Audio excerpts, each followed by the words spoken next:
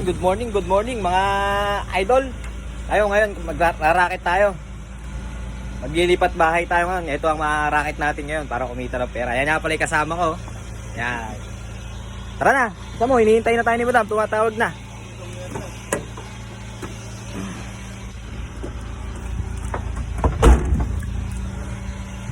Yan.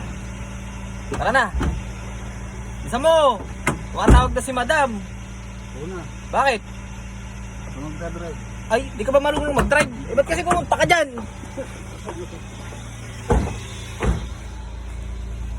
Hindi pala siya marunong mag-drive. Pumunta siya sa may driver seat. Diba? Seatbelt, huwag kalimutan. Ayan. Hindi pala siya marunong mag-drive. Pumunta siya sa driver seat.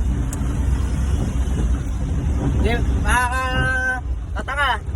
Update na lang namin kayo sa mangyayari.